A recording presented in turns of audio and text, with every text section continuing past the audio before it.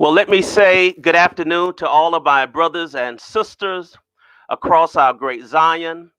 I'm Skip Mason, pastor of the West Mitchell Street CME Church, and it is my honor and delight to bring you another afternoon conversation with one of our esteemed retired bishops, Bishop Marshall Gilmore, the 41st Bishop of the Christian Methodist Episcopal Church. I am so looking forward to this wonderful conversation with Bishop Gilmore and also with his son, Dr. John Gilmour, who will be joining us soon. As you know, for the last 4 weeks, I've had the distinct honor and pleasure to spend a delightful afternoon in conversation with some of our bishops, Bishop Lakey, Bishop Thomas Brown, and Bishop Teresa Jefferson Snorton.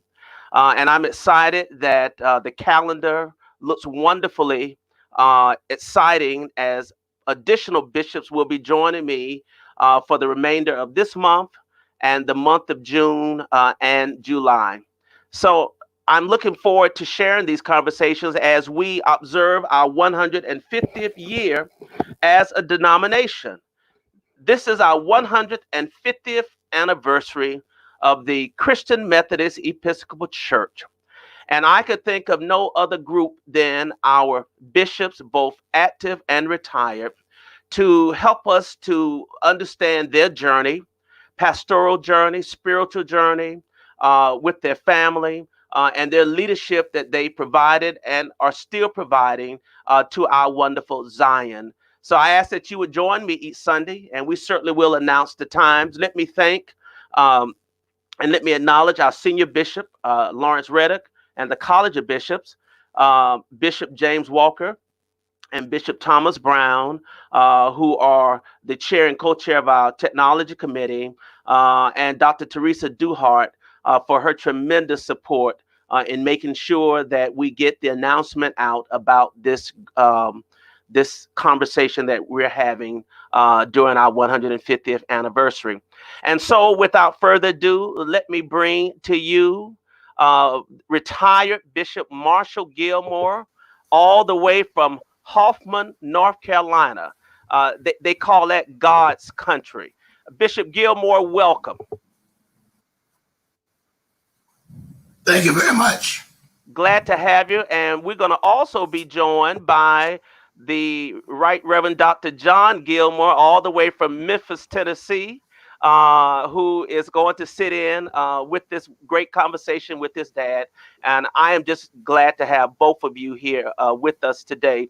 Bishop, let's start with you.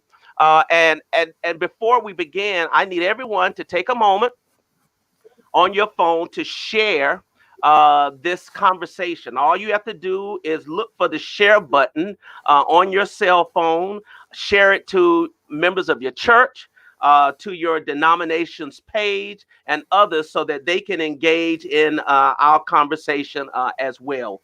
And so we delight you to make comments, which we'll be sharing as we move along the way. Bishop, I had to go to Google to pull up a map so I could see just where is Hoffman, North Carolina. I know it's God's country, but I did find this. So Hoffman is, let me put my glasses on, Bishop. Hoffman is not too far from Fayetteville, not too far from Charlotte, kind of in between Durham and Raleigh and all. Tell us, Bishop, about growing up in Hoffman, North Carolina.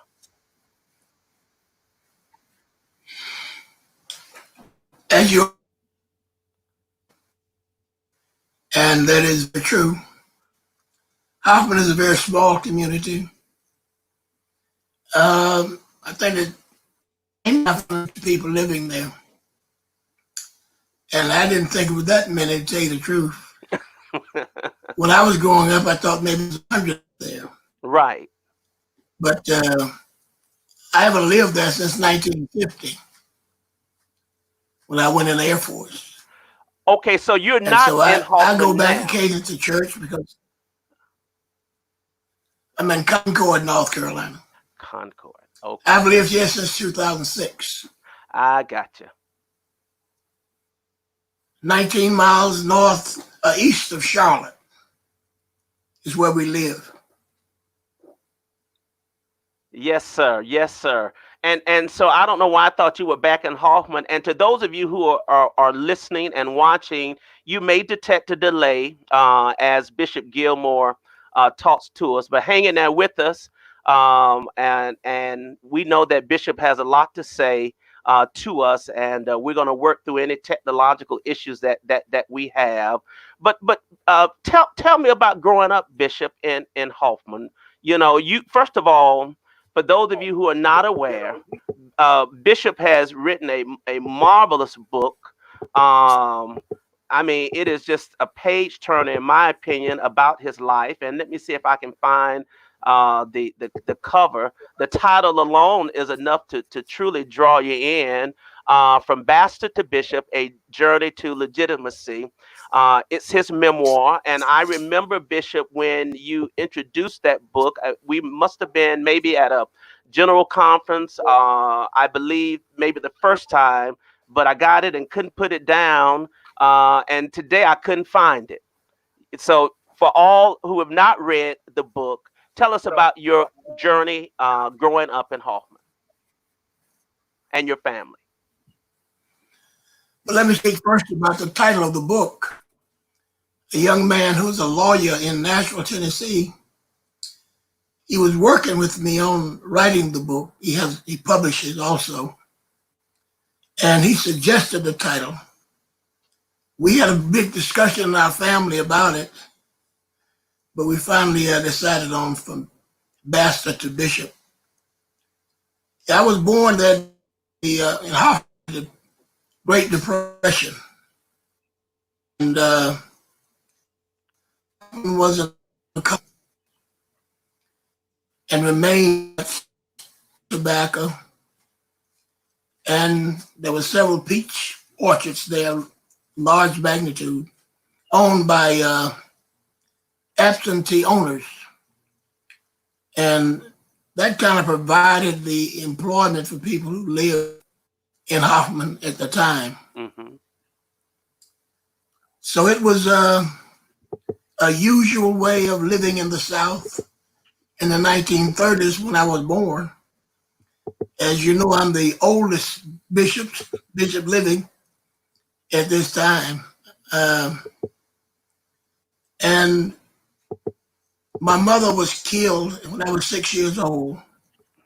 Wow. And I lived with my great uncle and great aunt until I enlisted in the Air Force in 1950. My brother and sister were living when I retired. My sister died last year. My brother died in 2016, I believe. Retired military. He's in the 82nd Airborne for a long time. Served in Vietnam and in Korea and in Panama when they had an uprising down there. 82nd was sent down there to kind of quell that uprising. And when I moved back, I expected he and I and my sister to kind of be together for a long time, but it hasn't turned out that way. But Hoffman was the place of my birth, and after my mother's death, and my great uncle and great aunt,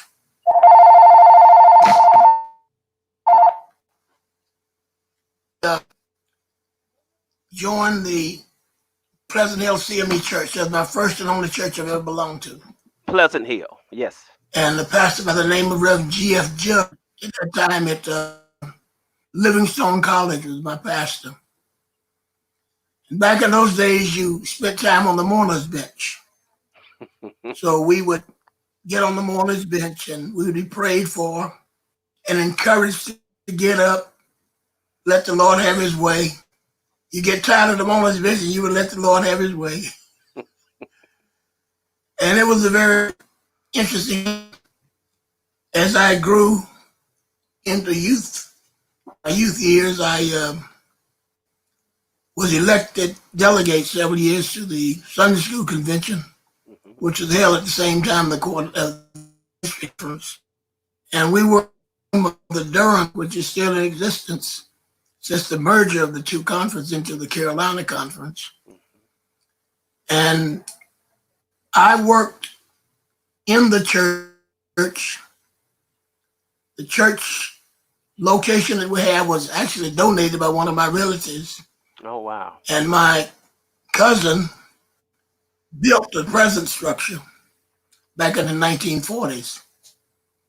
Because in 1943, I believe it was, Camp McCall was built at Hoffman, which brought a lot of new people in as workers.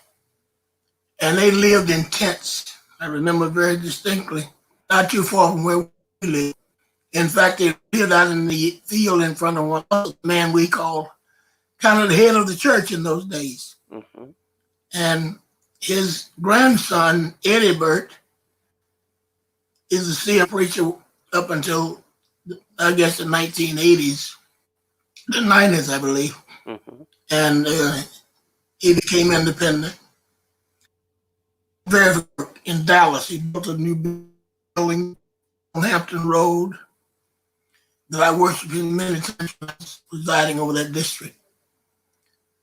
So I went to school at Hoffman for 10 years, and then they decided to have the 11th grade that year.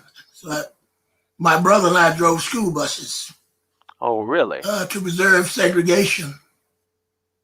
Yes. I got my first driver's license driving a school bus. In fact, I took the test on a school bus in Ellaby, North Carolina. And my brother already had his license.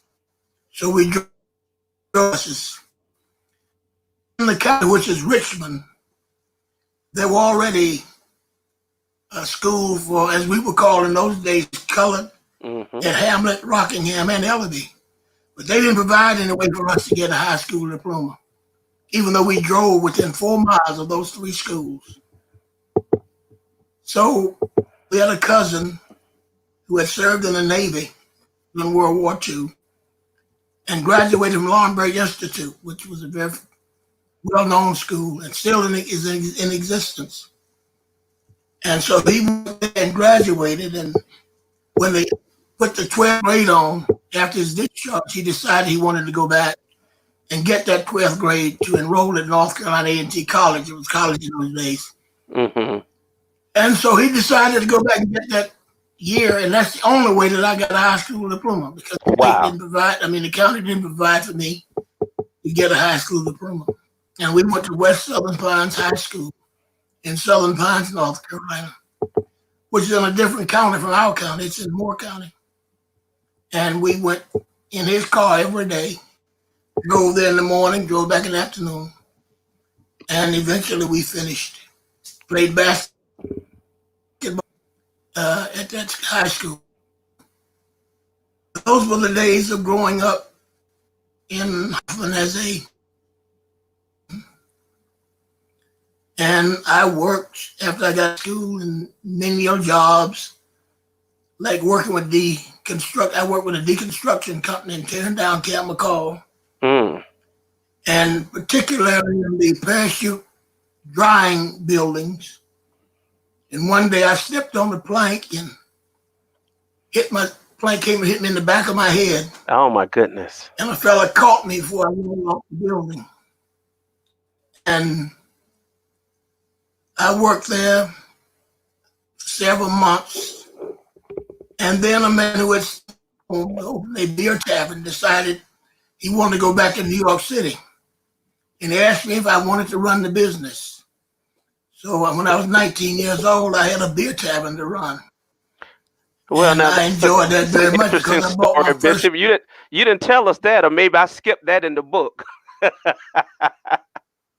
It's in there. Okay. Go ahead. I didn't mean to interrupt you. Go ahead. I had to quit because I didn't have a temperament.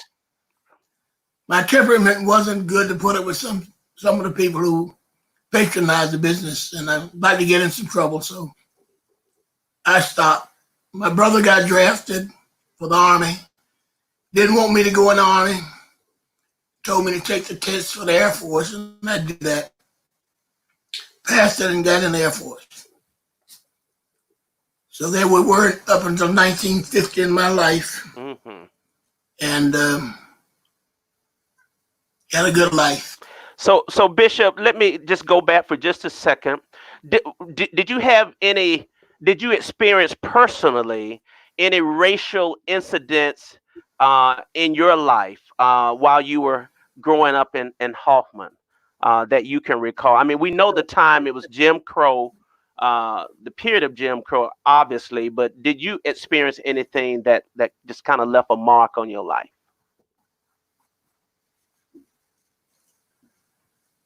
Well, we were prone to get in fights with young white students. And there was a group of boys that used to come from Rockingham to throw papers, newspapers at Camp McCall. We'd be walking to school in the mornings, and the man who drove them in the station wagon would slow down for them to hit us. So we tricked them one day and ran into the railroad track. And when they started coming out and hit all those rocks down there, so we threw them and rocks at them, and then decided we'd beat them up. Those were the kinds of things. But as far as anything, people in business, we didn't do that too much. There was some boys we used to fight often who lived in Hoffman. And what we dare not let them do is find us, one of us aloof from the rest of us. Right. In other words, four of us involved stayed together. Mm-hmm. And we decided when we needed to fight them, we did. Yeah. So your church was Pleasant Hill or Pleasant Grove? I'm sorry. What was the name of Right. the Pleasant Hill. Pleasant Hill? Now, Pleasant Hill. Pleasant Hill. So I think that I read that you didn't accept your call until you were in college. Is that correct? I was in the Air Force. You were in the Air Force. Okay. And Bishop William Yancey I decided to give up on hmm the church, Really? as he was the bishop of our conference. And in those days, until 1958, the district was not necessarily adjacent to each other, the conferences. And I decided to preach in 1953. And in that quarterly conference, when the presiding elder asked if there was anybody to recommend for a license to preach, well, most of half of the folk in that quarterly conference were my relatives. Mm-hmm. We had to have unity. But the presiding elder told them no, that I'd been away, and he would recommend that they would give me an exhorter's license. Oh, wow. And wait before giving me a local preacher's license. So I exhorted for 3 months, from October to January 1954. And 2 days before birthday, they gave me local preacher's license. Well, he had a practice of anybody who was licensed in his district. Mm-hmm. Prior to his district conference, you preach your call sermon in the district. For two of us, James Cotton and myself, and James is now dead, we preached in Monroe at Langford Chapel, CME Church. Mm-hmm. That's named for the first General Secretary of Evangelism, R.O. Langford. He was there the day we preached. And it was exciting to have his ability to preach in the congregation that day. Wow. So the presiding elder agreed on both of our sermons and let us continue as local preachers without any problems. Do you But I remember had decided prior to that time that I didn't want anything to do with the church. that you didn't want to do what, Bishop? I just kind of decided to leave the church behind when I was in the Air Force. And I was working one day, and a man came by who was a chaplain on the base and asked me about going to the hospice. I told him no. And he said, well, I'm going to invite you anyway. So I decided to go to his chapel and see what was going on. I had never heard of Holy Week. And I went over and I really enjoyed what the preacher was doing and the service. I had singing. I never heard that kind of singing. But I was greatly impressed with it. What kind of singing was it, And that Bishop? kind of salvaged me. As far as, I didn't understand it.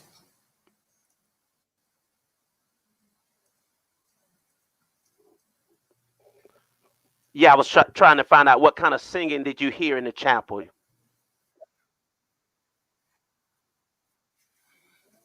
Oh, they sang anthems and hymns like they're written in the book. Right.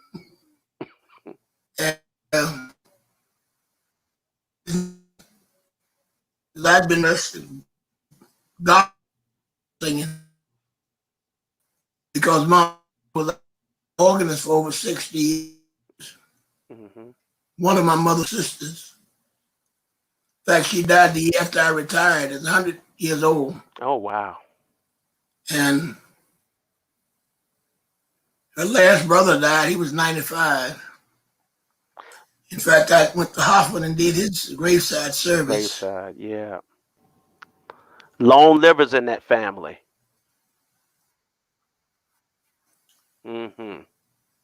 So far.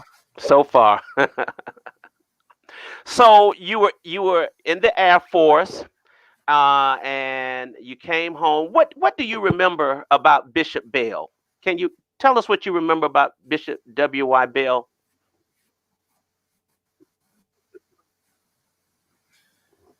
When I saw Bishop Bell and heard him preach, I was blown out of my mind.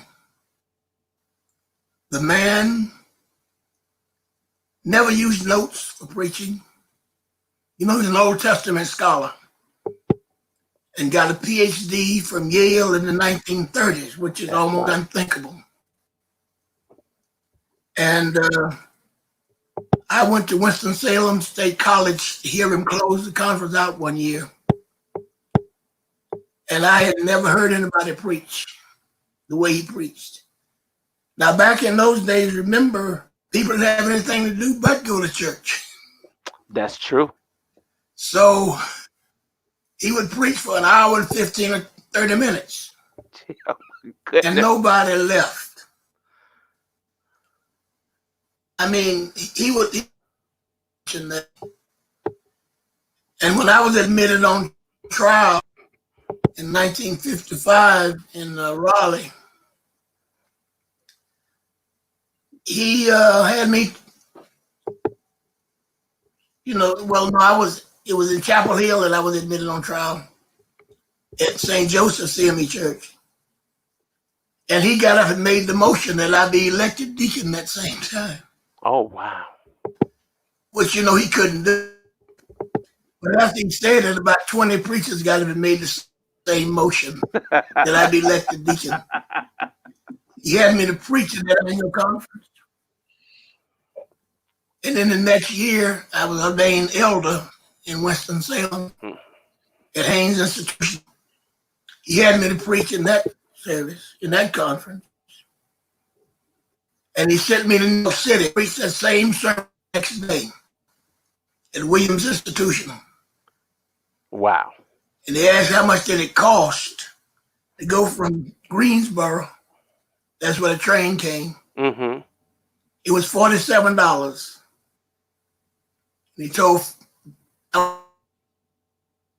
he got $100 and some dollars. And he gave it to me. would go to Dr. L.S. White, who was pastor of Williams at the time. And I had a schoolmate who's now a bishop and he's retired. Woody White lives in Atlanta. Yes. He was a member of the Williams Institution at the time. And he went to Boston and he became United Methodist. But anyway, he was there to kind of help guide me around my stay in New York, because I had an uncle who lived in the Bronx. He got him Monday. But Bishop person, he was a spiritual kind of person who believed in healing, faith healing. Mm-hmm. I remember in St. Joseph, when he was holding that conference, a woman got up and confessed that he had healed her, which gave him some credibility, I guess. But he was, to me, an unusual person. I went to his funeral in South Boston, Virginia, but they had a Baptist church because our church wouldn't hold the people who came. Bishop Luther Stewart did the eulogy. I still remember one of his illustrations that day, and that had to be in 1961. Wow. Bill White, to me, quite a man, quite a preacher. But my feeling about him was he didn't write anything, and he just took all that information with him. After I was made senior bishop in the church, his grandson contacted me in Dallas because he had read something I said at that installment restoration, and he's a medical doctor in Washington, D.C. at the time. Yeah, I think his name is Dr. Carl Bell. Okay. I responded to him, but I didn't hear back from him after that first communication he sent me. But Bishop Bell was, to me, unusual. You know, he pastored Williams Institution in New York after he became bishop. He did? He pastored for a while. Yes. Wow. So, Bishop Gilmour, tell us about your Payne College. Oh, I'm sorry. Go ahead. Going for.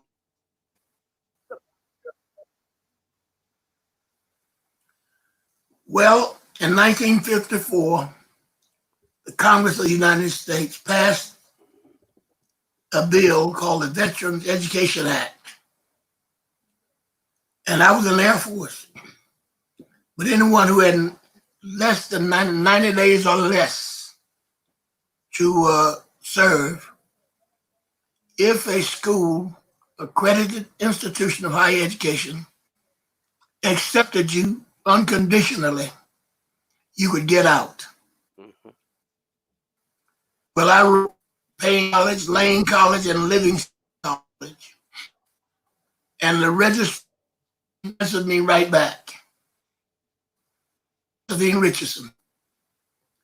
And see, Highway 1 runs right through Hoffman. That was our bragging point. It ran from Bangor, Maine to Key West, Florida. Came right through Hoffman. That road also runs right into Augusta. Oh, wow.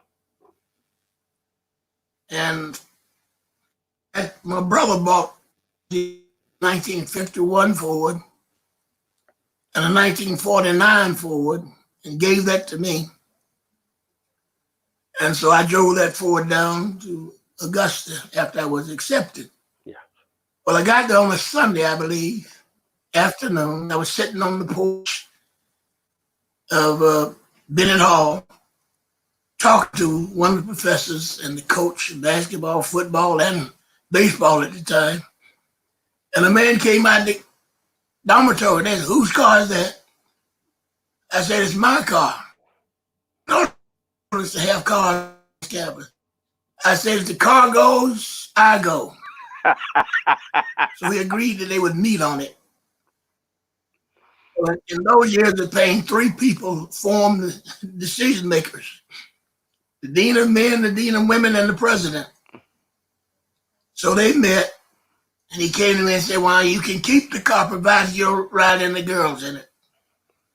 I told him, thank you, sir. But one day he saw me let a girl out the library. She was coming to the camp, and I was driving up Laney Boulevard.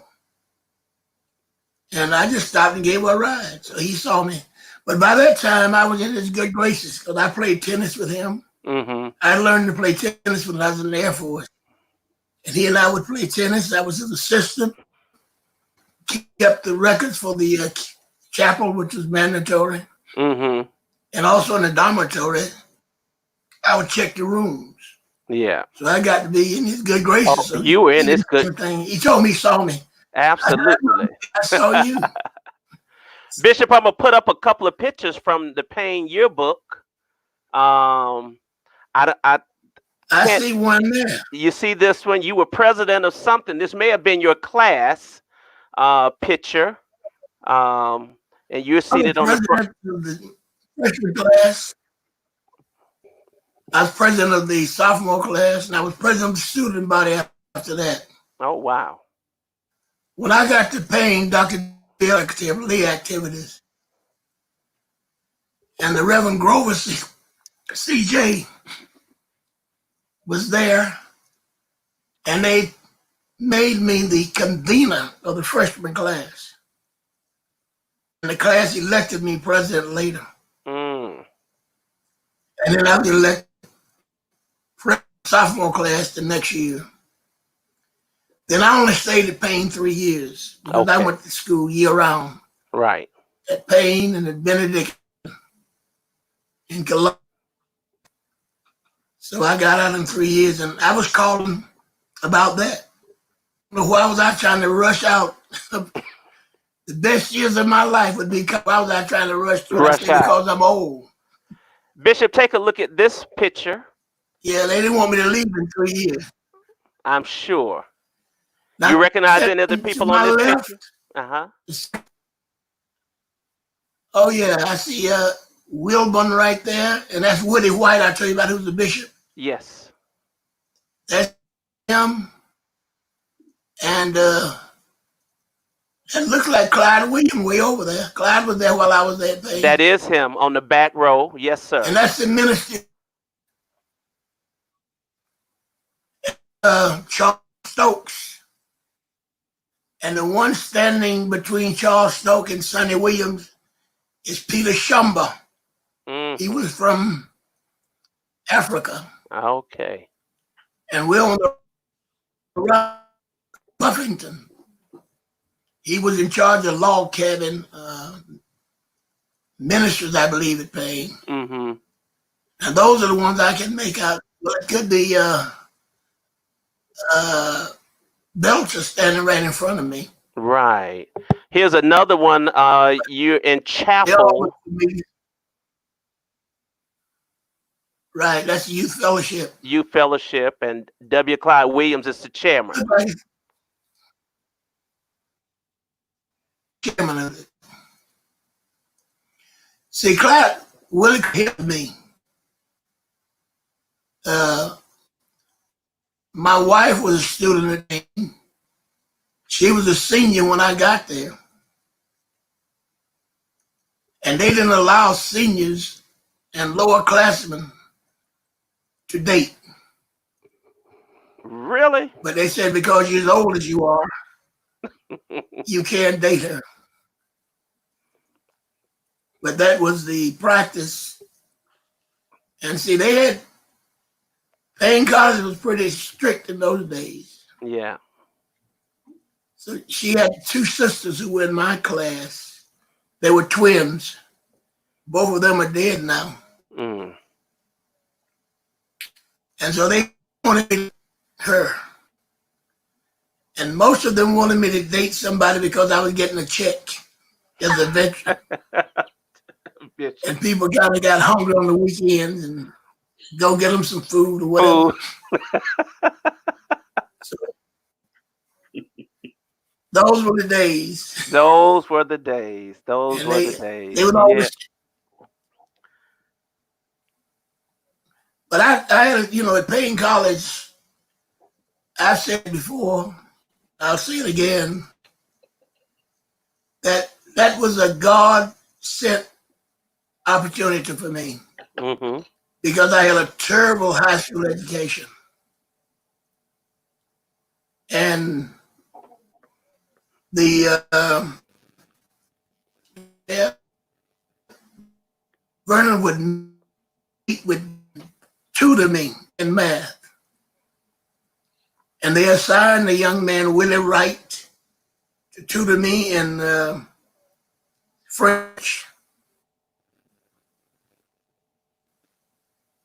And that really was the Ross student and faculty at Payne who went with my classes. Right. And which I never will forget. Because in high school, at Hoffman, we only had 2 teachers in high school. And we didn't have a science lab Oh, wow. and didn't have a library that was a dedicated room.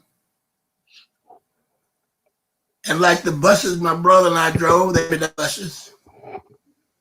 The books were all hand-me-down. The desks in Mm-hmm. our classrooms, you knew that because there were names scratched in all of those things, written in the books. And nobody did it, but that was the way it was. Yeah, the way it was. So you finished Payne College in 3 years. Did you marry your wife right after graduation? When did you get married? Tell us about that with Mrs. Yvonne Dukes Gilmore. Well, And I went to and Payne please, in 1957.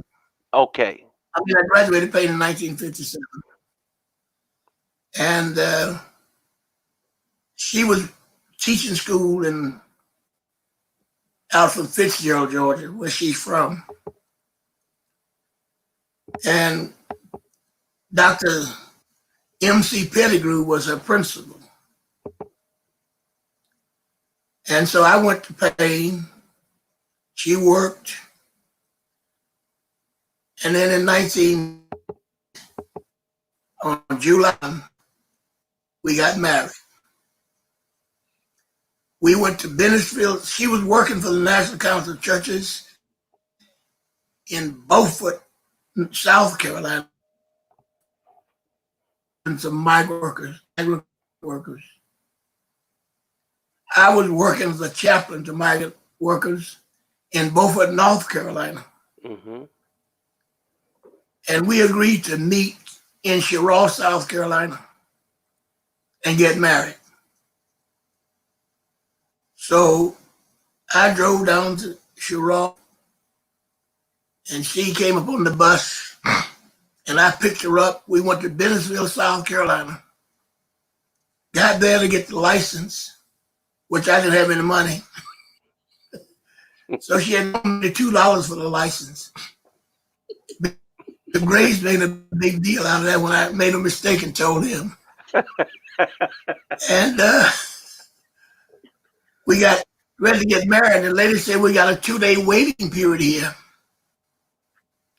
I said, no, we can't handle that. She said, well, y'all look like nice people. I'm going to waive that. So she went to, well, see, at a Methodist church, you remember those days, Mm-hmm. the United Methodist Church hadn't formed until later that year.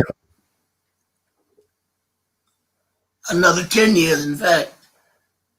And so we went to the church, and I explained him, we wanted to get married. I didn't have any money to pay him. He said, oh, that's okay. I told him I was a student at Drew, and he was satisfied with that. And he performed the ceremony. Oh, wow. She went back to Beaufort, South Carolina. I went to Beaufort, North Carolina. Mm-hmm.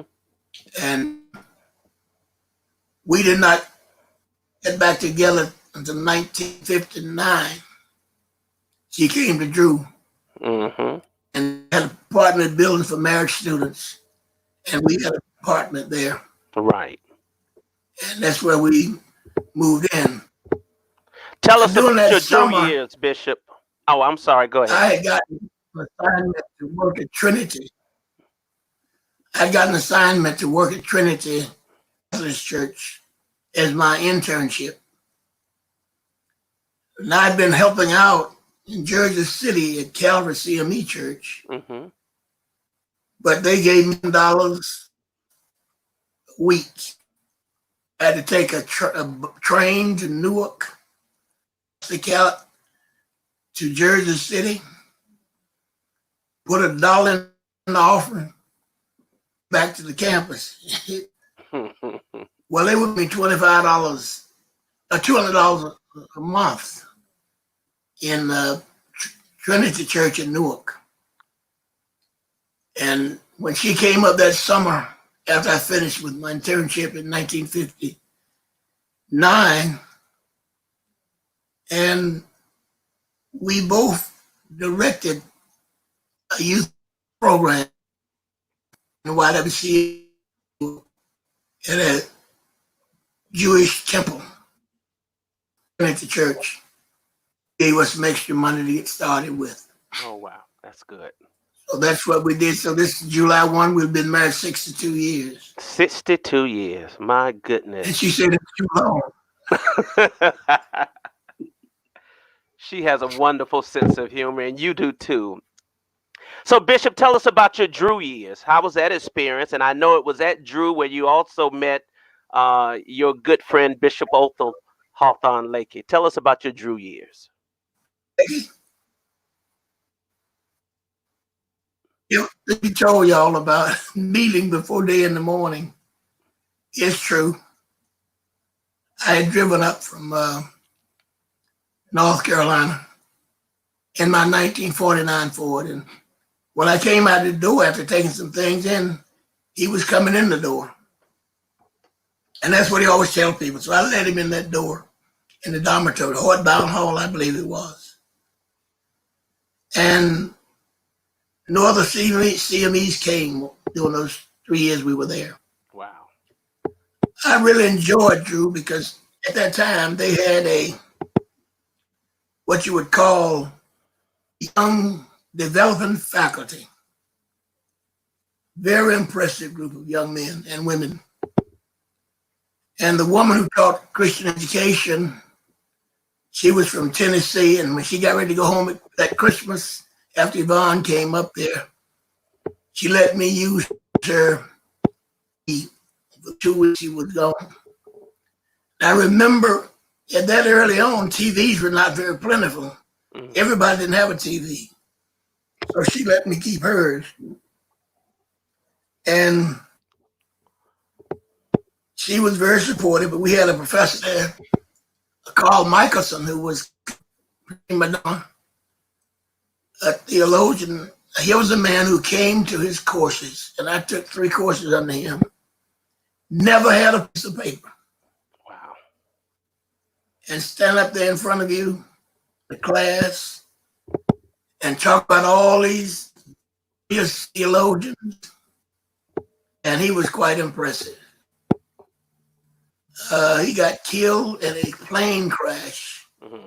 Must have been in 1965 when the plane attempted to land at the airport in Cincinnati and hit that mountain landing. And I was sitting up that day in Dayton watching the news in the midday and saw his name being with all the people who died in it. I could not. I see Shirley Byers just came up on the screen. Yes. Her dad was one of my great friends, and she supported me also. There she is again. Hi, Shirley. Mm-hmm. Me come to Holly Springs to preach since I retired. She's on the Judicial Council now. Mm-hmm. That's right. She was attorney of the city of Holly Springs. She's also been a judge in Mississippi. In Mississippi, right.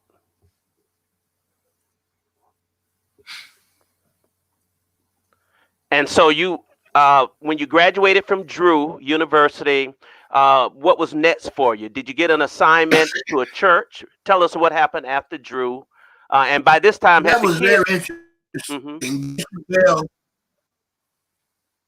Bishop Bell did not want me to pastor and teach. Okay. And he contacted me at Drew and told me what he did not want me to do. Well, my presiding elder at the time had decided that's what he wanted me to do. So Bishop at this time go to meeting in Tennessee in January of 1960. And he said, I will find you a place. When he got back from Knoxville, he contacted me and said, I have given you to Bishop J. Claude Allen. He will take care of you. Mm. So when I got ready to graduate, I never met Bishop Allen. I caught the train in Newark, and Bishop Allen met me at the train station in Gary. And he carried me around and showed me buildings. He owned apartment buildings, houses, and he was on the school board in Gary. Oh, wow. Well, my wife's uncle, who was a twin brother to her father, lived in Chicago. That's where I was going. And so I stayed with him and was assigned to Bray Temple at 53rd and Indiana. It was a building that had been started 14 years prior, had never been completed. It was in the grounds to it. And that was my assignment. And he told me that he wanted to move that church. Mm-hmm. So he and I in Chicago looked for a building. And the building he wanted, we couldn't get a loan. So to go to Augusta, the leadership school at Payne College for Bishops. At that time, it was Bishop Cole, I believe. No, Bishop Shire was still there. Okay. And I went to a bank, had a picture of the church. I'll never forget the man's name. His name was Poffenberger. Poppenberger. I showed him the picture. I said, Mr. Poffenberger, I want this building. He looked at me and said, I believe you do. So he told me when the loan committee would meet, and I told him I'd be in Augusta. He said, I will call you if I get a telephone. I gave him a telephone number at Payne. And he called me and said, oh.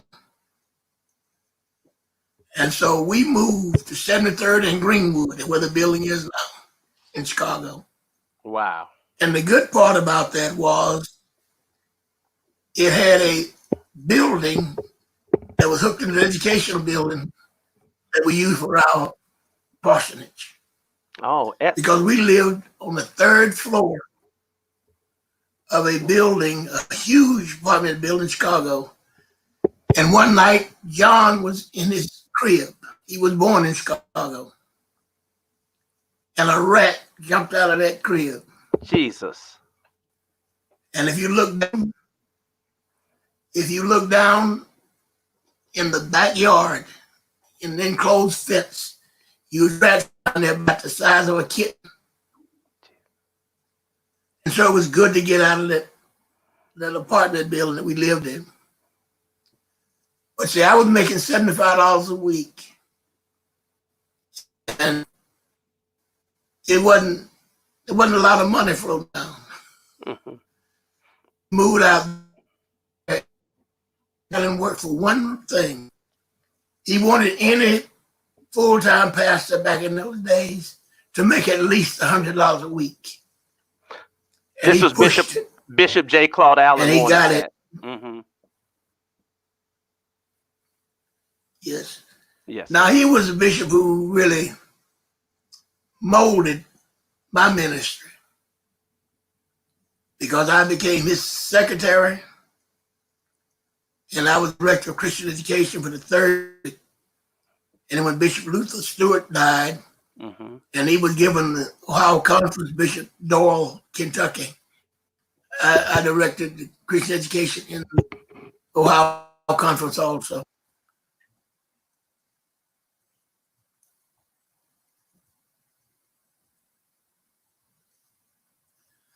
But it was a very interesting experience with Bishop Allen because he really looked out for us as young preachers.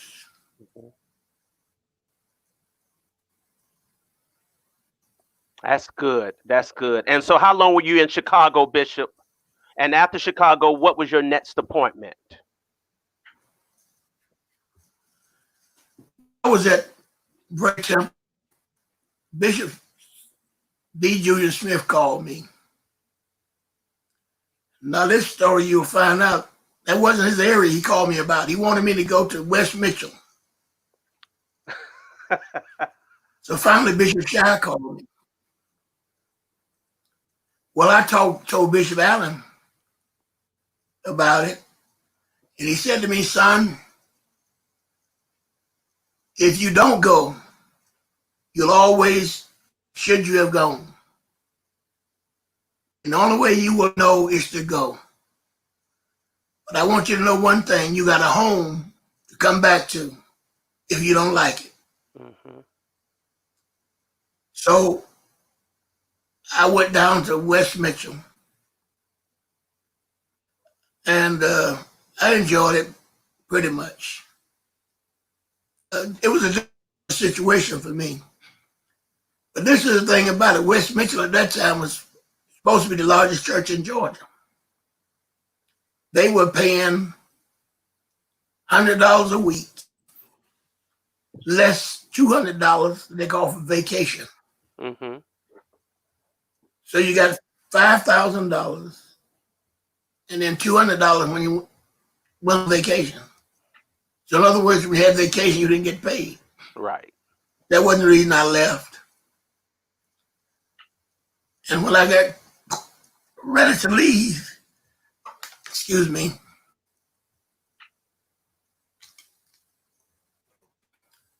I had a lady, Miss Grace Johnson, Miss Ida Prather, Yes, Miss Prather. Mm-hmm.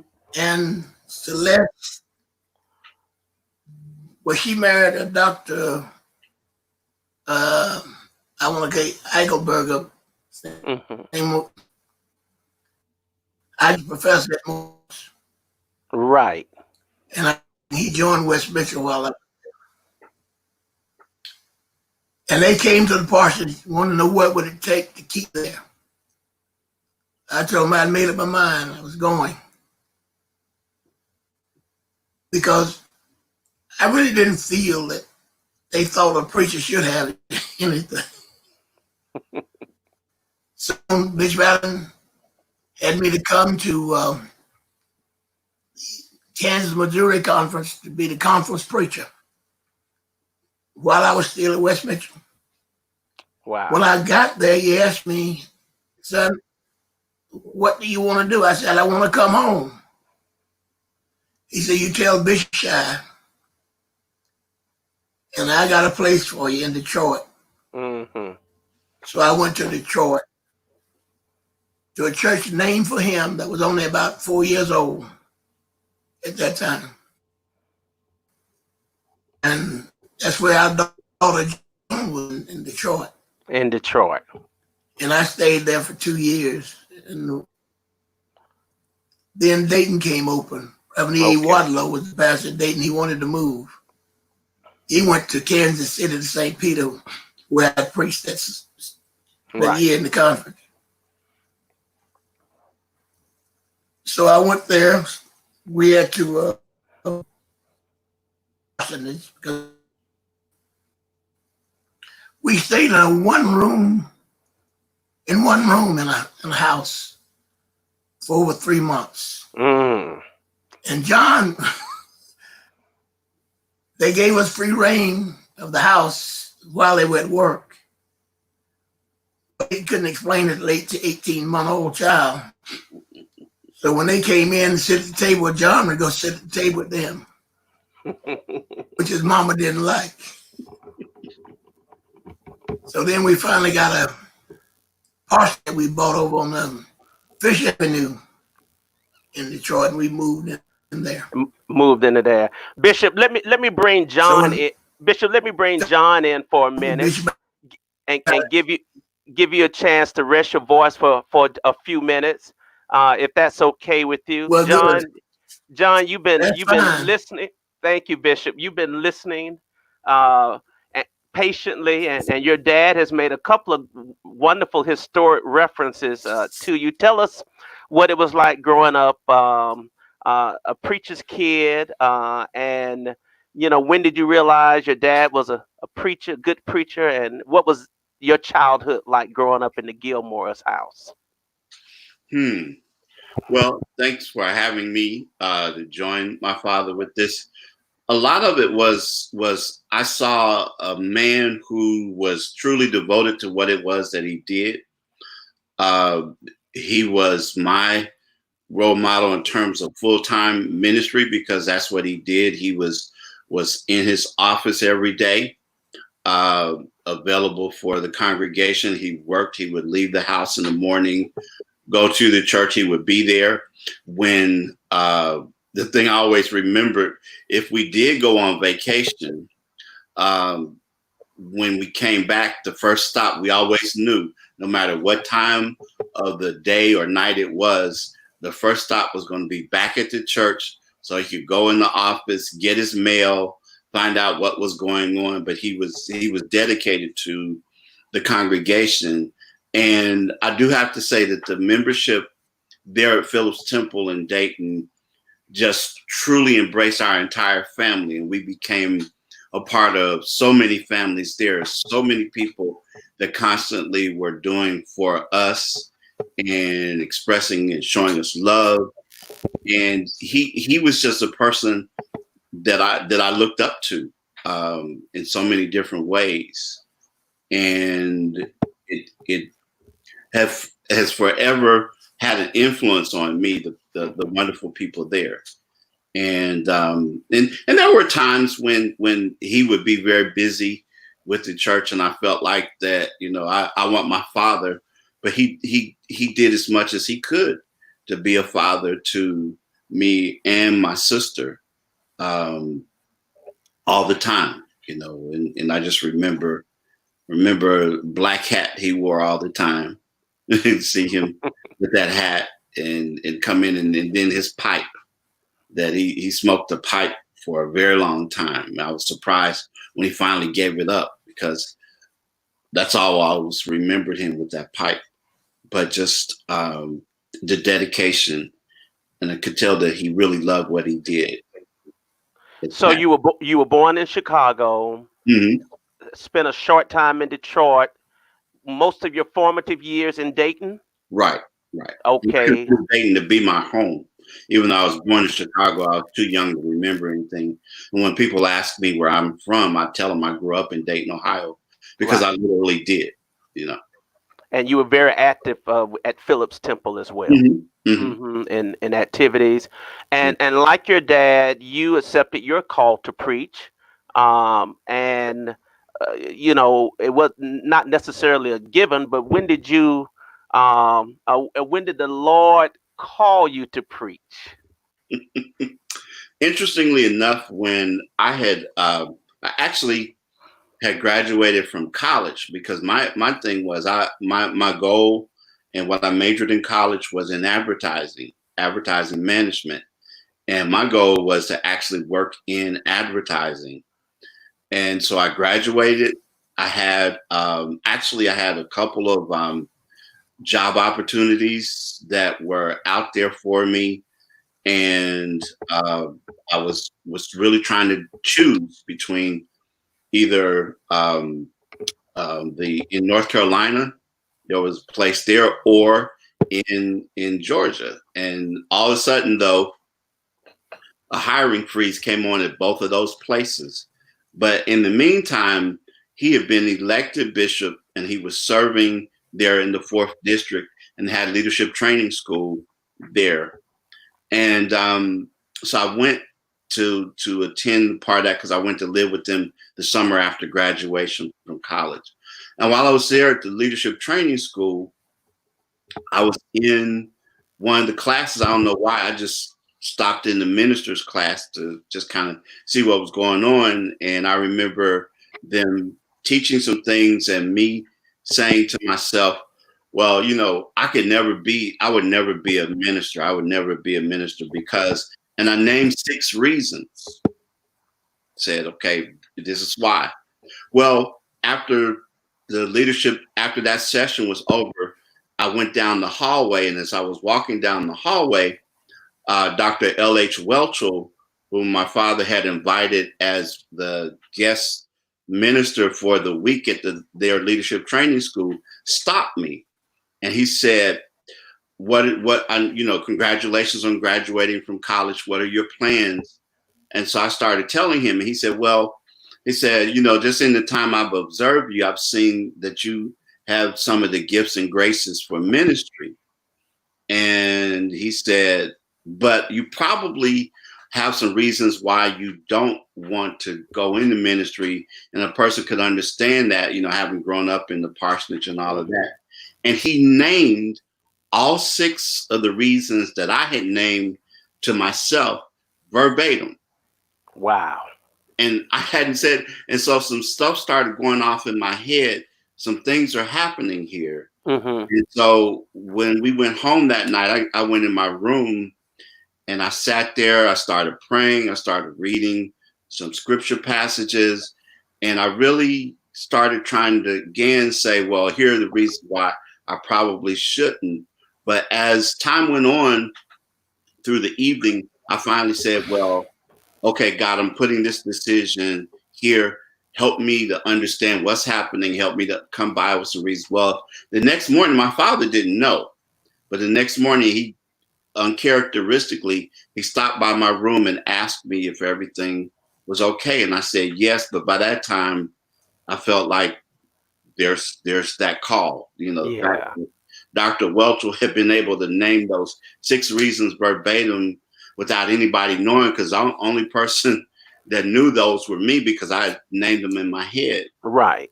And so I remember a few days later, we were driving to another annual conference.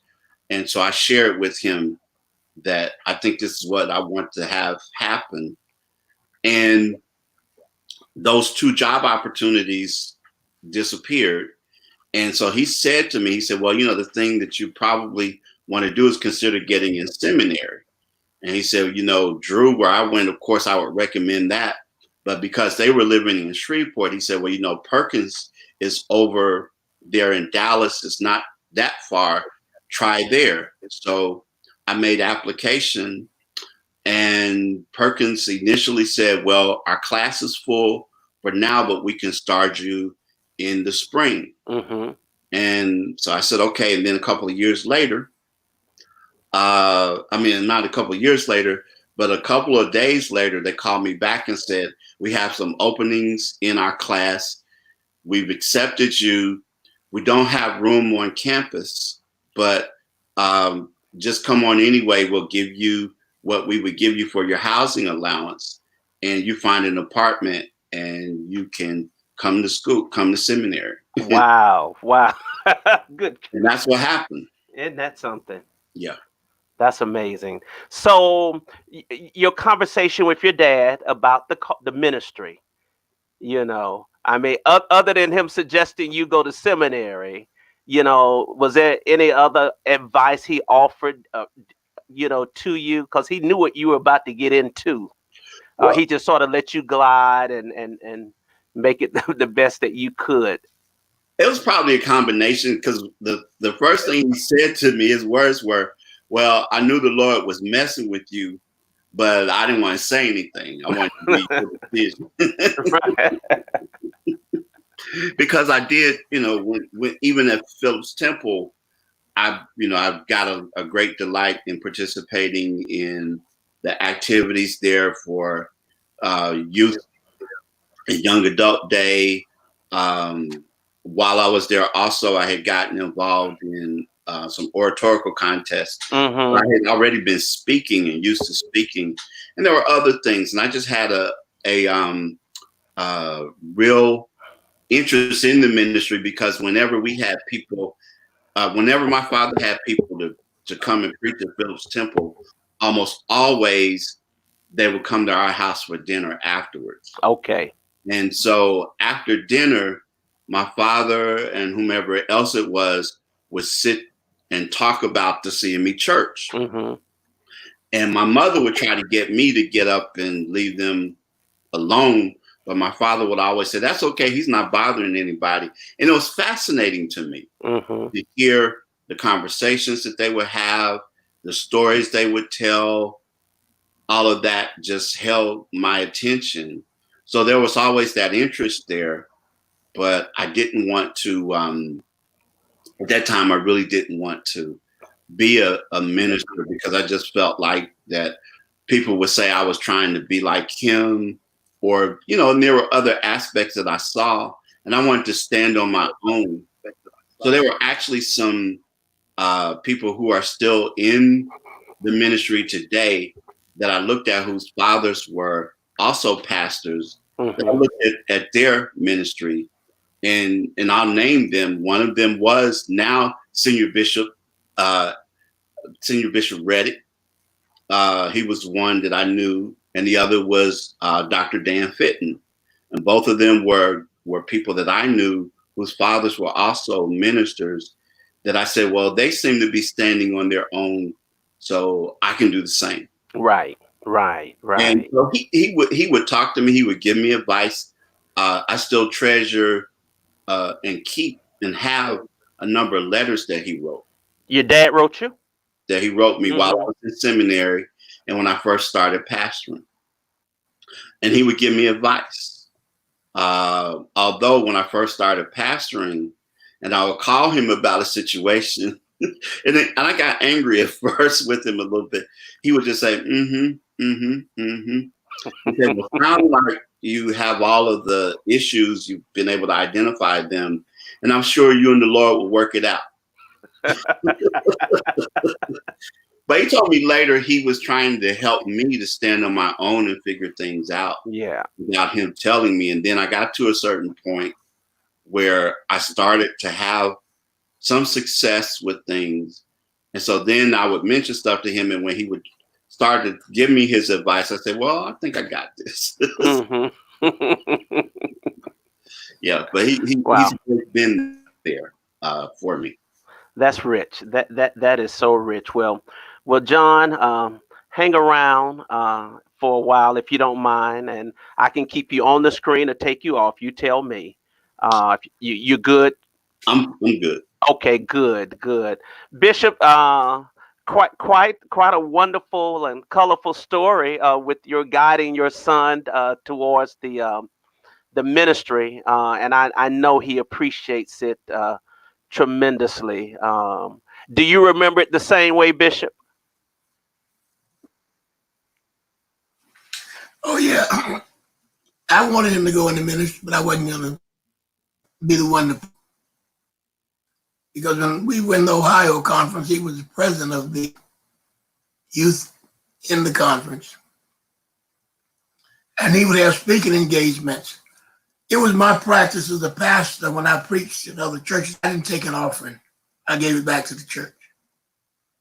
And so we went to Akron, I believe, and spoke one day. He had to take 2 buses up there, and he gave the money back. I told him I should have kept that. But that was his spirit. He decided to that way. Yeah. I didn't complain because I had done the same thing.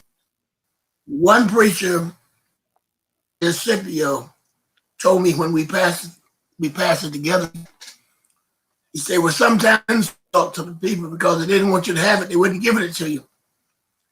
But I still had some reservations about keeping the money. Sometimes I looked at the church, I'd give it to a youth group or somebody in that congregation. Somebody Even though in I that. tell you the truth, I could have used the money Sure, absolutely, to absolutely. keep, because as a pastor, you have so many obligations yourself that you need the funds that come. Yeah. But Dayton was the kind of place where we all developed, because he seen when I was elected, Joan had just finished her first year at the University of Cincinnati. But when I ran in 1978, she made it very well known if I got elected. So one reason I was very happy I wasn't elected, because I wasn't ready. But Bishop Joseph A. Johnson Jr. told me in 1971, when the Women's Missionary Council had,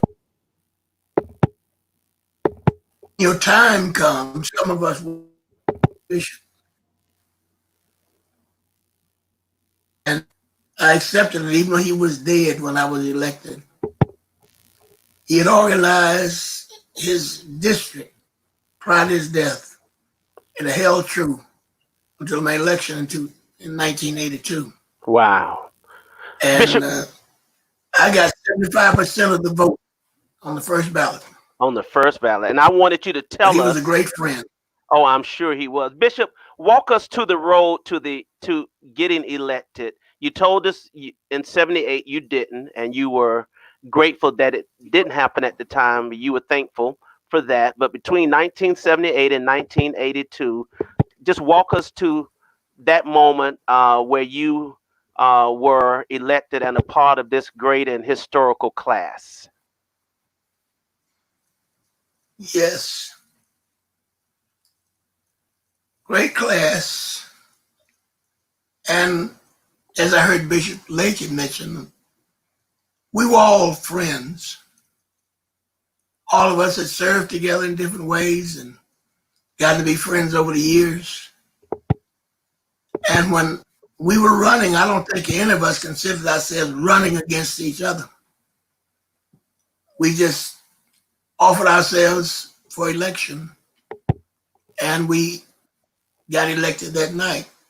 Well, Bishop Graves and I got elected that night on the 8th of, I think it was 8th of May, because our daughter's birthday is on the 9th of May. And then once I got elected, I called them, John and Joan, and told them that I was elected and would appreciate them coming to Memphis. So they came to Memphis for my consecration service. Mm-hmm. But I spent those 4 years working at Phillips Temple. I had a great ministry there, not only in the church, but because we started to build a new church. And in 6 years, we had built it. And then one trustee told me something I've never forgotten. After 1978, he said, Reverend, have you ever thought about, you got enough money here in this church now to pay this church out of debt? If you would have got elected, some preacher would have come after you and paid it off with the money you raised. Mm. I thought about it, but we did pay it off. But I had been president of practically everything that I could be in Dayton. Yep. NAACP, the ministers, Interdenominational Ministers Alliance. I was president of that when Dr. Martin Luther King was assassinated. Mm. John and I walked down the street leading the march. Oh, wow. He had the bullhorn. I had a bullhorn, and I had been told by the chief of police that I could get to permit to march if I brought the people back across the bridge to the west side of Dayton. But they had to get sharpshooters put on top of the buildings to protect us. Mm. And I had gotten threatening calls from people over the telephone. Mm-hmm. So much so because I had a heart attack in 1964. You did? And I would have need for medication Mm-hmm. sometimes because if I get in distress. So he told me we would have to bring him back. And I was surprised how few of the pastors got their people to march with us that day. Oh wow. Bishop But John was there. John Walked wants to down add to that too as Third well. Street.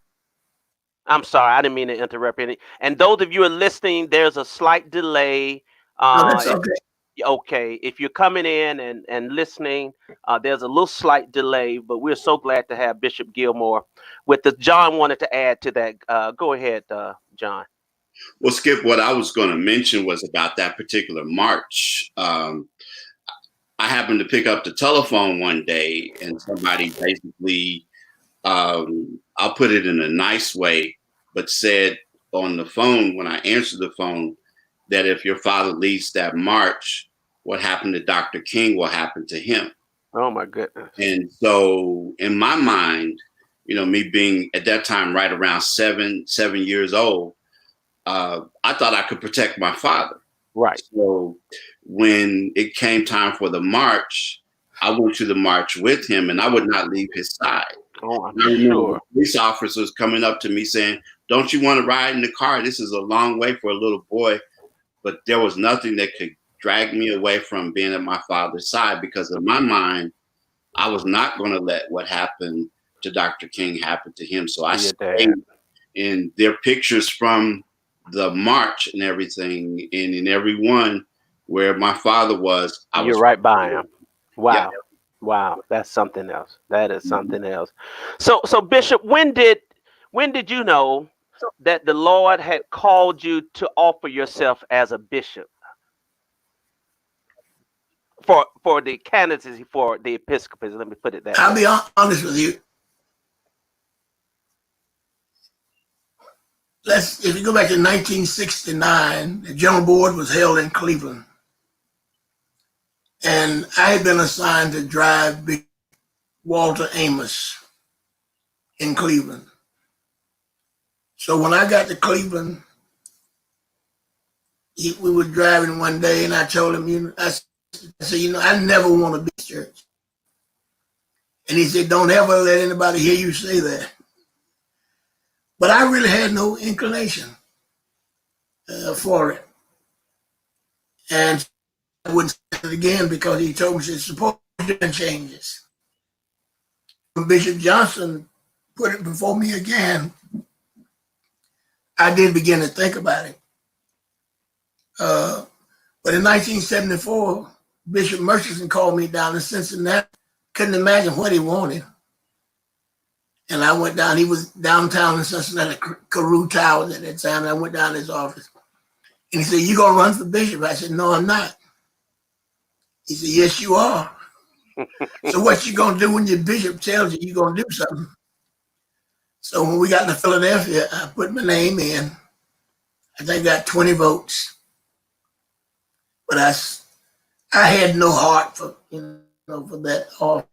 Right. But after Bishop Johnson had told me, and Bishop Johnson came to me in Philadelphia and said, Marshall, we said when your time comes, and this is not your time. So I told him what happened. But he and Bishop Curry were my candidates in 1978. And I think I missed it by about 20 votes that time. I went back home. Bishop Cummings was assigned to our district. And Bishop Cummings and I were friends. And he had come up under Bishop Bell, and Bishop Coles had, and Bishop Lindsay. And he told the church in Indianapolis that day that he'll be elected in the next Young Conference. The man that time who really fought against Michael. He gave people good some. For one reason, he wanted to be the leader of the delegation. And usually I would do it, or Reverend A. Montgomery, who was in that conference. But anyway, Bishop Johnson's church kind of prompted me to think of it. And he had in contact. In fact, I went down to MI College to do Founders Day for him. Mm-hmm. I went to his conference to preach, to teach, and he was very kind to me, very helpful. And going up to after the 1974 General Conference, the Joan Board was held at Lynch Street in Jackson. And he asked me to present the new discipline because I had done the final work on it. He had what he called an editing committee. Bishop Othel Lake, he wasn't bishop at the time, Mm-hmm. in Charles Thomas and myself. And I would take the things to Dayton. So had the manuscript done, sent to him. And so he introduced me at Lynch Street in that Joan Board. Mm-hmm. And that helped me tremendously to become known. And then when we did the constitutions of the church, I was secretary of the Constitution Commission. And I presented the Constitution to the 1974 General Conference. Mm. Attorney Brady interpreted questions that the people had. But that was a big help as far as becoming known in the church. But Bishop Cole was on the committee, Bishop Lake and myself. And we met periodically in various places to work on that Constitution. Yeah. And it was fun. That was our first Constitution. Oh, wow.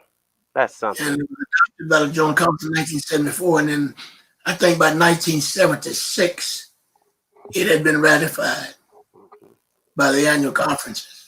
Wow. So Bishop, tell us So I about thought about being Bishop seriously. Go ahead. I'm sorry. I ahead. didn't mean to interrupt. I was just going to say, tell us about your work. You were assigned to the 4th Episcopal District. So tell us about your work in the 4th and then the 8th, and bring in Texas College with that, please. Okay, I was actually when that 1982 General Conference was over and the bishops met. Well, it wasn't over. In the meeting, I was told that I'm 5th district. And the presiding elders came and brought me the dates for the district conference and addresses. Well, when we went back into another meeting of the College of Bishops, that was made clear to me that wasn't going to happen. That I was going to go to the 4th district. And I was very happy.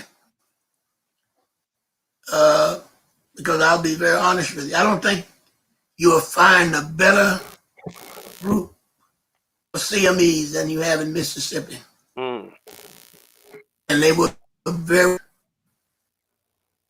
but during that time, image was in serious trouble. And I suppose those are some of the worst years I had trying to do something about that. Because what I discovered when I went down to speak for Founders Day, Dr. Rankin, E. Rankin was president of MI at the time. Mm-hmm. If there was greater love that any student, alumni had from the institution, I don't think people actually loved that school. But the situation was so dire at the time. And you remember schools were white schools and black schools were accredited under different standards. Yes, that's right. And when they put them all together, some of our schools didn't come up. I think somebody told me, might have been Bishop Blake, I'm not sure. Texas College was the only one that cut mustard at that time. At that time, wow. And so we had to come up with what we were going to do about MI College. Nobody, the difficult,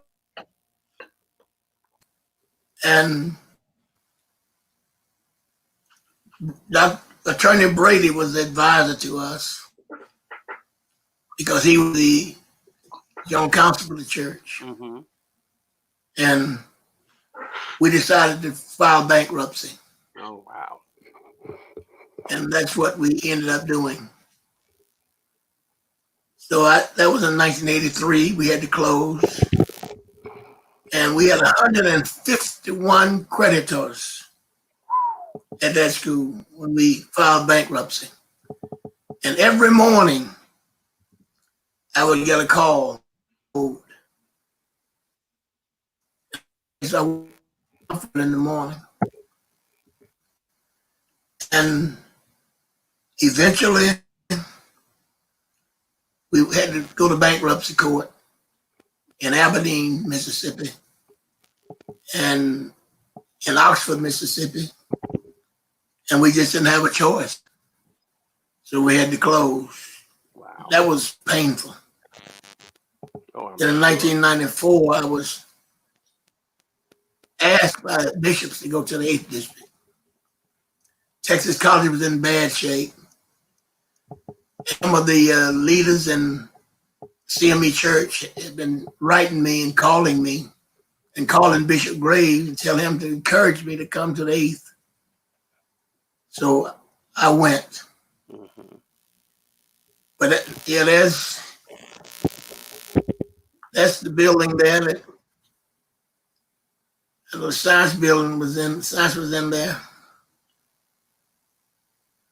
And Dr. J.Y. Trice was in charge of the school at the time. There was a committee that was operating the school when I got there. Mm-hmm.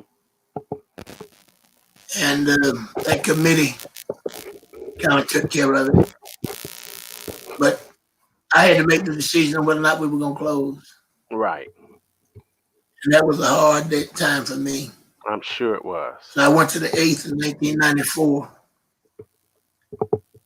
And Texas College was in bad shape. As I said, some people asked me to come.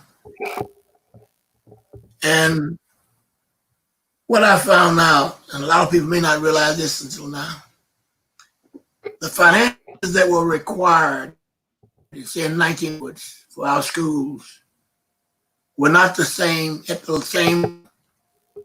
that they were when we started those schools. Mm-hmm. It was much easier to get by, right, than in colleges and schools. When I got there, I ran into one or two people who were very helpful. Charles Young was a state representative in Mississippi, and the CME was a member of a church in Meridian. So Charles called me one day after there had been a convocation in Nashville. Mm-hmm. And he said, Bishop, I understand I might be able to be of some help to you. So I told him what the problem was. And he told me that the man you want to out of his board, he was the president of the University of Mississippi. But he was also the president of all of the colleges presidents in Saks. Mm. So he met me in New Orleans.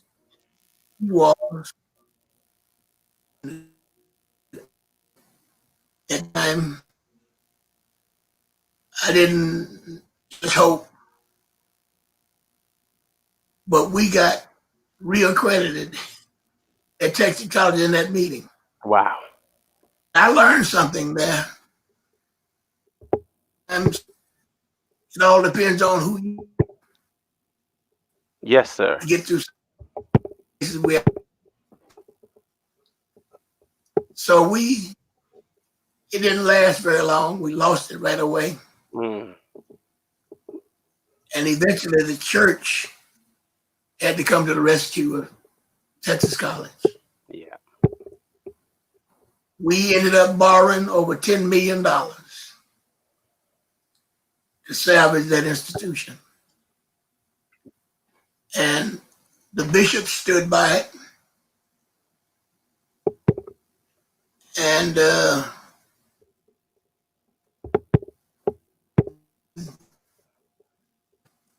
they found hall at Texas College. Hmm. I was trying to see who those people were. I saw they were all bishops. Yeah, they were all bishops. This was I actually was at the trying to figure out why they were there. Yeah, this was your dedication of the dormitory that was named in Yeah, your honor, right? yeah, Gilmore the Hartley Hall. Gilmore Yes. Hartley Hall. Now let me say a word about Mr. Hartley. He's dead now, Hmm. right there. Mr. Hartley was one of the best friends I ever had. We got to be friends immediately after I got to Texas in 1994. There was another banker. He was the president, the CEO, and chairman of the Southside Bank in Thailand. He basically founded that bank. And one said, "Mister, I need $2,000, $2 million."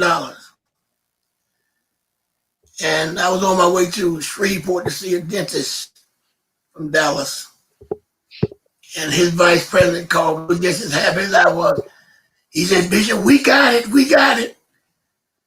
So they got the $2 million. And that's the way he was. We had to borrow money. I did to make the payroll the month after month. $150,000 to $200,000. I learned about it the day before. That's what Mr. Hartley did. He would let us have the money. But what Hmm. he had to do, we had to reshuffle the budgets of the conferences to show the examiners that we could pay it back. Right. And that's what we were able to do. But $10 million that the church borrowed, Bishop Graves was instrumental in half of that money. He told me that we needed to meet with Jesse Turner. And Jesse organized the minority banks. The minority banks in the United States loaned us that $5.5 million. And we still needed $2 million later. Mm. And nobody that I could talk to could give us. We were in Birmingham in 2005 for the convocation, Hmm. and Dr. Tyrone Davis asked me if he could call uh, American office. And I had met with 3 vice presidents in my office in Dallas Wow. who guaranteed that he could get the money for me. None of them could. None of them. And I knew this lady he called. Then Charles Thomas introduced me to her. In 36 hours, they had approved $2 million. And that $2 million was the difference between closing Texas College and Texas College continuing. Because Sachs had said they were not going to take any more promise letters from the College of Bishops. Hmm. And I think 4 or 5 bishops went with me to Texas College and paid that money, put that money into the hands of the president. And that's how we finally, because in June of 2006, Texas College got reaccredited. Yes. Wow. I was at a conference. That was my last leg. See, that's the $2 million well, a check there. Bishop Williamson, Bishop Reddick, Bishop Stewart, and myself. And we presented that $2 million. And that's really what saved Texas College. That's an. That's all that we were loaning the money to Texas College. Right. And I was asked by the representative from Sachs to show evidence that it was a gift. Hmm. I called Bishop Graves and Dr. Joe Neal, and they gave me permission to give Sachs our audits. And they saw in audits that they were gifts to the college. That's an amazing story. I see my wife is standing up there. Yes, she is. Standing by your side. So, Bishop, you served the 4th, the 8th, and then you return back to the 4th to fill the remaining term after the passing of Bishop Hort. Is that correct? To the 7th. Oh, you went to the 7th. I Okay. came to the 7th. To the 7th. Okay. All right. So I went back first in district and served out Bishop Brown's term going into 2010 General Conference. I see. I served that district because I was elected from. And then when Bishop Hort died, then I was asked to take the 7th district, my home in the district. And so I did that.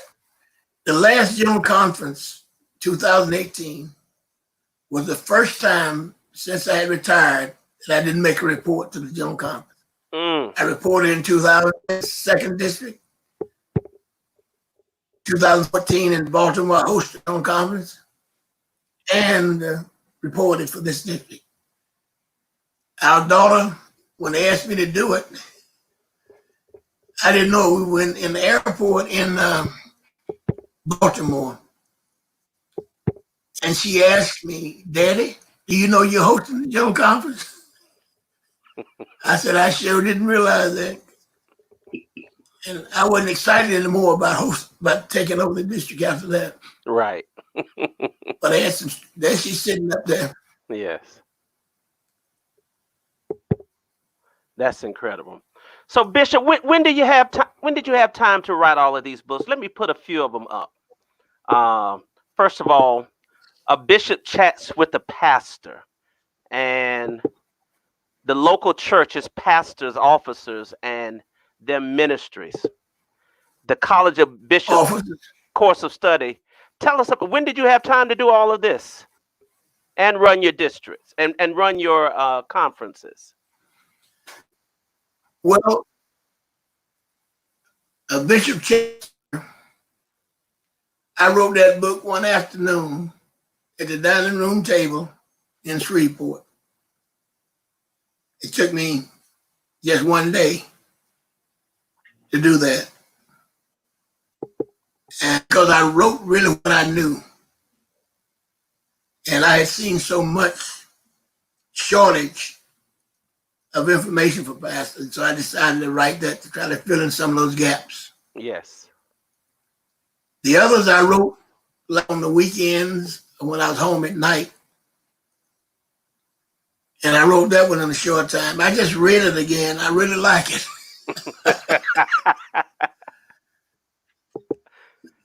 I found it was very helpful. When I read it, I said, "Well, I said this." It really is, and Bishop, I have all my copies.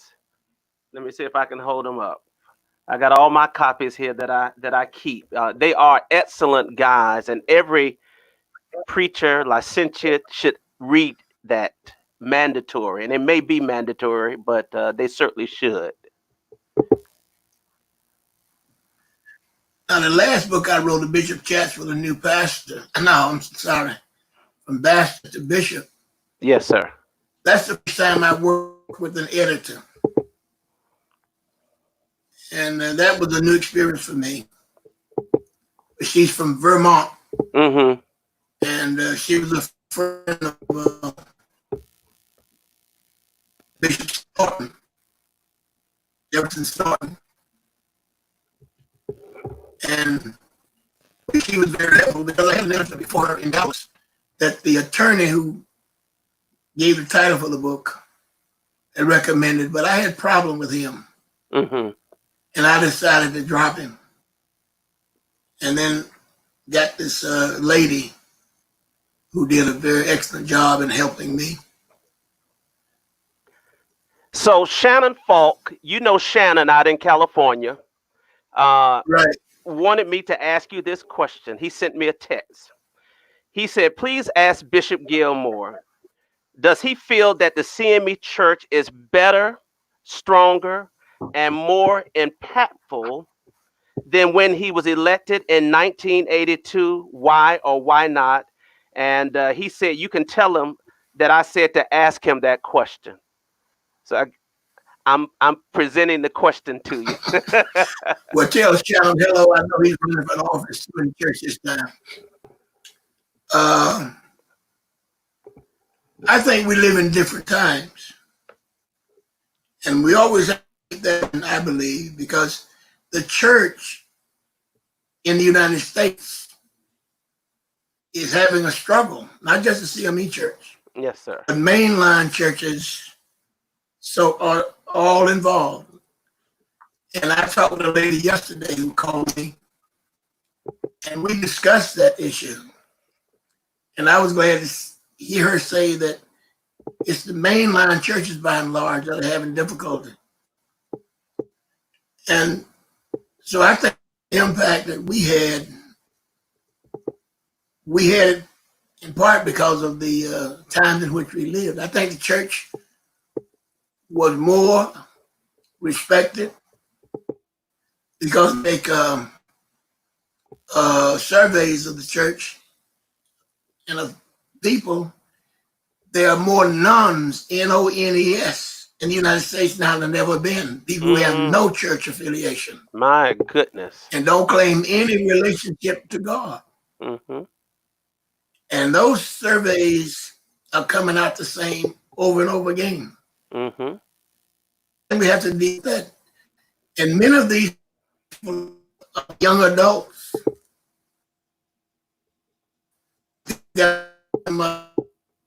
Next generation, those kind of things people have. The church has to mean different things for different people. Yes, sir.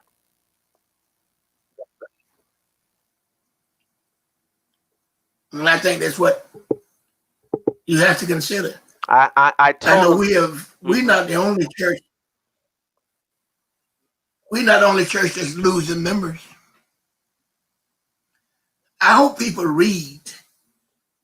And what I do, I read the Christian Century regularly and Christianity because they come from different perspectives. And I try my best to stay in tune with what we're thinking on the liberal side, the conservative side. And let's say the church lost out. Pretty much ago. A lot of empty cathedrals around Europe. And the United States, we get now where the church just doesn't have the standing it has that it used to have. And we all have questions within Christianity. Because right now the evangelical Christians are the ones who seem to be running things politically in this country. But Black Americans, we don't consider the fact that it will get worse. And those are the kinds of things I think we need to do, is do those things you can do. And let me say this, and this is I get a little disturbed when I read Facebook and everybody talking about what God has done. Ain't just running one or two people to heaven. Book of Romans, and the whole creation is groaning for the last age. God is concerned with all of us, with the world. And if I make it to heaven, that's not the big concern of mine. I don't pray for Marshall Gilmore. I haven't done it for years. I don't care what happens to me. But I get concerned that we have made this matter of Christianity too narrow. Dietrich Bonhoeffer talked about living in the world without God. And to me, that simply meant that instead of us talking about the church as a hospital and Christians taking up all the beds in it, we need to leave those beds for somebody outside. But we are too much involved in a private type of faith. And I think that was one of the weaknesses of Billy Graham. That a lot of what you see in evangelical Christianity today is privatized Christianity without an ethical component. And it's very difficult. Wow, Bishop. And I hate to see this happen. And why do you think a lot of the people, whether I agree with them or not, a lot of people are going to these mega churches to teach? And we specialize too long in getting them off the pews. I had a member when I pastored my last church, he was a preacher's friend. But he asked me one time, said, Doc, you can't shout. He wanted him to shout. And I told him, well, if he wants him to shout, he'll get him up. But I think we can't overemphasize that kind of thing and expect our church to be appealing to a larger segment of the population. And that troubles me. That troubles me. So Bishop, what I never could hope. Mm-hmm. I wanted to.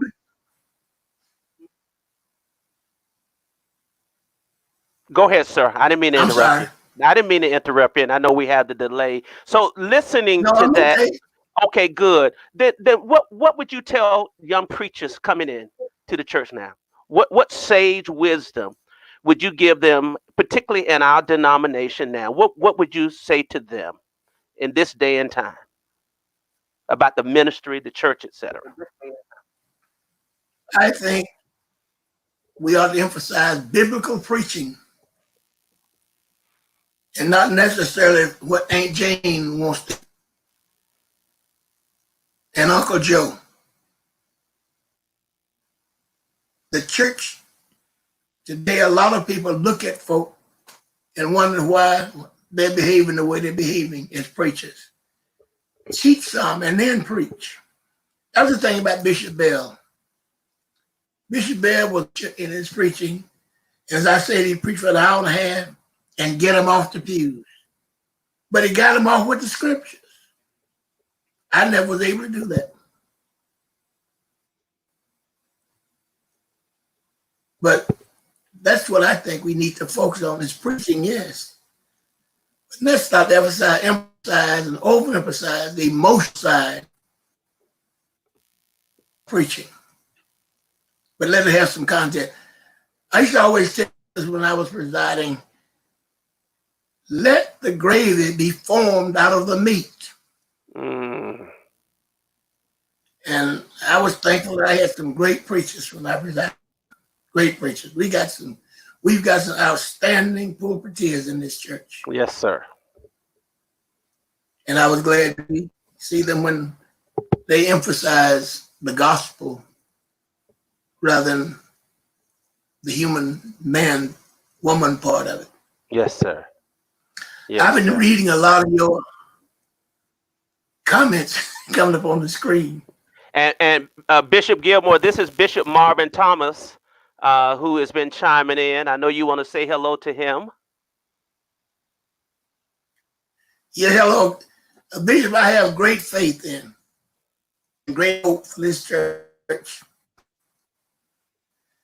I read him a lot on his, I think he called it Wanderings that he put on Facebook. He comes up with some profound thinking in what he puts out on Facebook, what he posts. And I read it every time I see it and appreciate him. Always have appreciated him, even before he thought about running for bishop, I guess. Yes, sir. His mentor, Dr. Jones, and was a good friend of mine. After I retired, he had me come down and do a workshop with his church and to preach. Always appreciated him. There's a lady there, Nellie Garner from Louisiana. She's a principal down there teaching. Yes, sir. Yeah, Rambling Thoughts. Rambling Thoughts. Yes, yes, absolutely.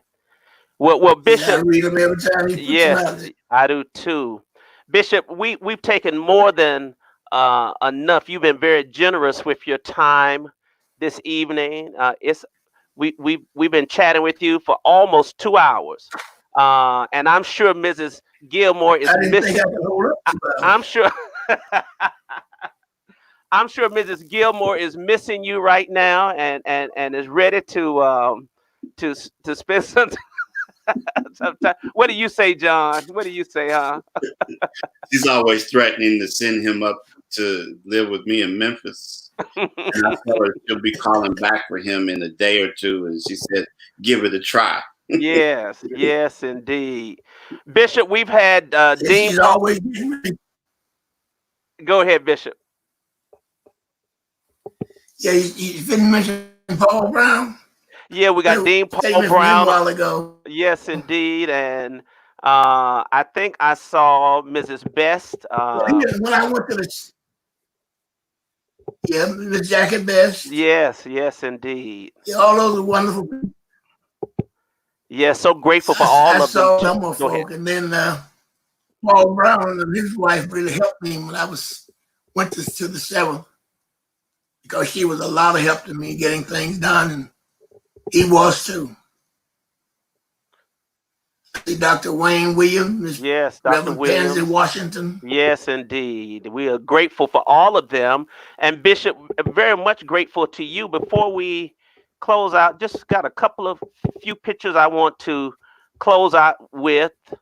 And you feel free to comment on if you would Okay. like. Let me put this one up.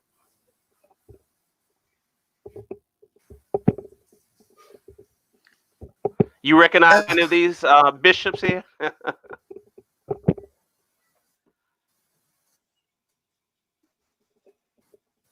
You know what I think about when I see this picture? What is that? I'm the only one alive. All my friends right there. That is so true, Bishop. You see, Bishop, the church I attend in Charlotte is named for Bishop Helton. Helton Community. That's the church I go to. Okay. Reverend Vertus Hoff is the pastor. And all of them. I just see here with Miss Lockett. Bishop Lockett's with him.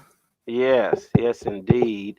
Let me see. There's and somebody, Jackie Edwards Walton. Yes. You know Jackie, John? Oh, yes. Good to see you. The Bishop Marshall Gilmour Memorial Fellowship Hall. You remember this occasion, Bishop?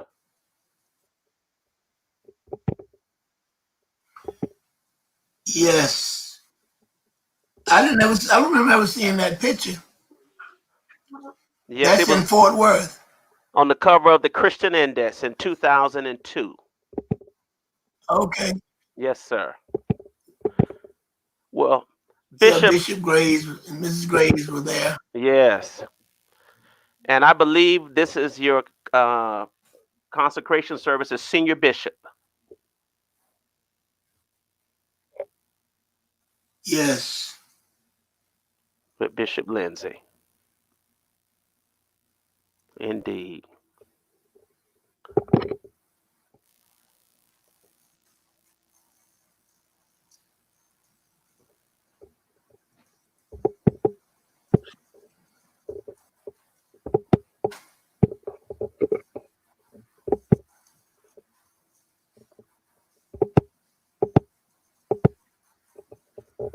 That's a good looking bunch. Yes, it is.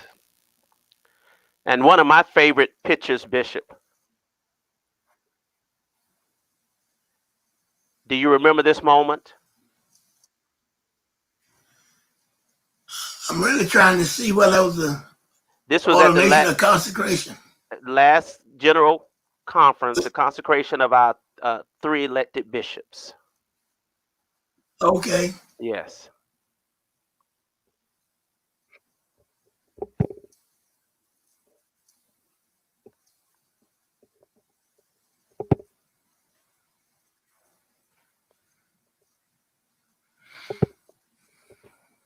Well, Bishop, everyone wants to take a picture with you. wherever you are at a general conference, they're all lined up to want to get a photo with you, uh, Bishop, uh, to steal a moment with you.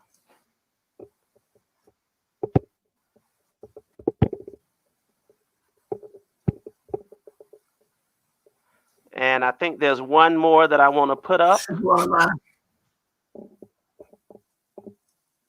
Yes, indeed. Reverend Dykes there. That's Reverend Omar Dykes. Dykes. Omar Dykes, right, right. Pastor of the Greenwood in Memphis. Indeed. Well, Bishop, thank you so much. So we could have talked for another 2 hours easily, but I thank you for your time and for sharing with us, and for this wonderful gift of memory that you have. And my good friend and brother, Reverend Dr. John, God bless you. And thank you so much for helping us through. And I want to applaud Bishop. He managed his own technology. Um, we were a little worried because I'm using a format and it causes you to have to do a couple of things. But Bishop, you came right through, and we know that in Concord the Wi-Fi might not be the strongest in certain areas, but we heard you loud and clear today. And we give God thanks for you. Any closing words on your part before we say good evening to everyone? Any closing words? Well, I want to give John thanks for. I have to admit he helped me through all of this. We went through a run through yesterday, and then our daughter Joan, that was computer science was her college major, and she gets a little short. Sometimes she gets a little impatient with me. I told her, "Well, I'm old," so. But I appreciate this, and I think it's a good outlet for people in the church. And I looked at the list of names that have come across the screen of people who tuned in, and others I'm sure who didn't say they were tuned in.